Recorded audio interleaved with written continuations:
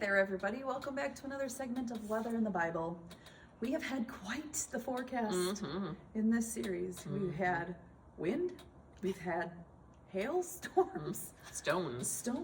We have had sun forever. And today we have, we also had like manna and quail. Yeah, we had like food raining from heaven. I I mean, today's is fairly boring as far as the weather goes. Okay, good. I kind of like that. Yep. So we're gonna have some fire coming in. You might think of it as like a wildfire type of situation, but really, I mean, it's just focused on one person. There's no need to panic. And then we're going to have some. Who's that person? You'll find out. And then we're going to have some very strong winds. That are coming. I'm talking strong enough, not just to like ATM move a house and drop it. But strong winds strong enough to lift a person. And then, so like a whirlwind, huh? Yep. And then after that, we are going to have some water movement things happening. I don't even know how to describe it. This is a forecast like none other. Sounds terrific. Okay, so fire. Yep.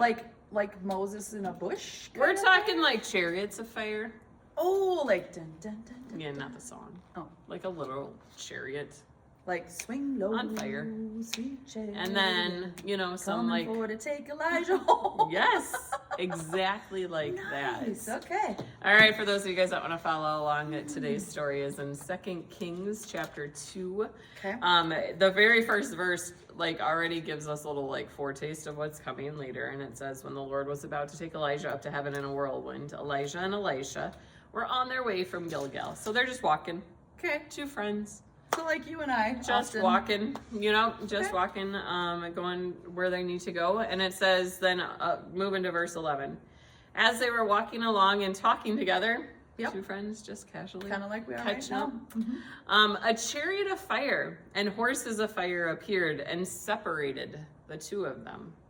Oh, two friends. It's like you and me, just walking and talking. Catching up. Sharing life stories. Kind of like what we're doing right now, just doing our thing. Yeah.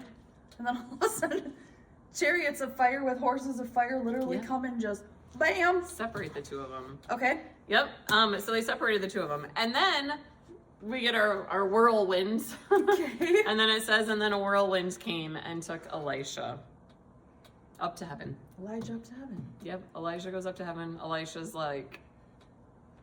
I know we question it and we never should. But first of all, okay, so Elijah's the only man, or no, one of three, right? Yeah. One of three to not experience a physical death. Correct. But at the same time, I've never experienced death, so I don't know what it's like. I know your physical body stays and your soul goes up to Jesus, but where did his body go? I mean, he doesn't have a perfect body, so he can't, was it transformed into Well, and then that's where it gets interesting, because at the time, the people are going, well, maybe the Lord took him up and then left him somewhere. They rabbit hole too. they also rabbit hole. So the people are going, well, maybe the Lord took him up in a whirlwind, but then deposited him on some mountain or in some valley, it tells us in verse 16. And Elisha's trying to tell them nope, God has taken him up to heaven. This is what happened. We had the chariot of fire, the horses of fire, the whirlwind. Elijah is now experiencing glory in heaven with God. But the people were like, nope, something had to have happened. They were like this needs to be explained. And they wanted to send out men to go look for Elijah. They were going to do essentially a search and rescue mission. Yeah, because not to mention, I mean, they don't even know about the Messiah Jesus yet. Yeah. We have the Bible to show us all of the history, I know. Then there's Elisha just he's gone. It's he's okay. Gone. I don't know that I would be so calm about it. I mean, at first he's not. At first he is crying out and he's saying, my father, my father. And he took his own clothes and he tore them. I mean, we have a massive moment of grief, of shock of what has happened. But Elisha definitely at some point recognizes that God's hand is in this, because when the people want to send men out to go search for Elijah, he's telling them no. Yeah. They still do. They come back and say nope, we didn't find anything. And Elijah's going, well, duh, I told you not to go. So, yeah. But I just can't imagine being Elisha and then all of a sudden just watching Elijah being like, right?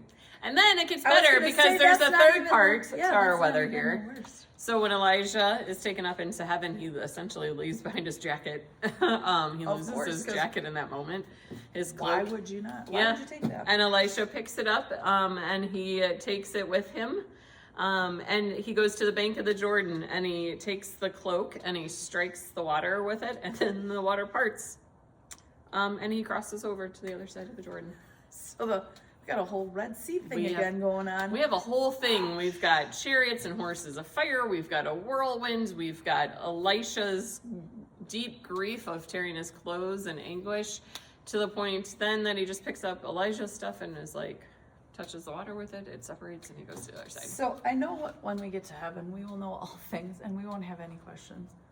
I I have would one really love to sit at Jesus's feet, God's feet, and just go down a rabbit hole, like Yep. all of this stuff. Like, We need answers. just explain. I mean, I know it's out of faith and trust and all that jazz, but But also yet another way that we can see that these are not natural disasters, but instead God's hand is at work at the weather in the Bible, to declare his goodness and his glory. and obviously to continue spreading his name and trust, because now Elisha has a story that nobody else can Yeah. tell because he's And- the only one to have experienced it. Spoiler alert, we get to see Elijah again in the New Testament. Does he come back in his chariots of fire? Mm. All right, well, join us next week and hopefully maybe, I can't even say it anymore, a normal forecast, because there just isn't. There's no more normal. What When is it comes normal? to God, it's just not normal. No. So join us next week as we check out what the forecast will be as we check out weather and the Bible. See you then.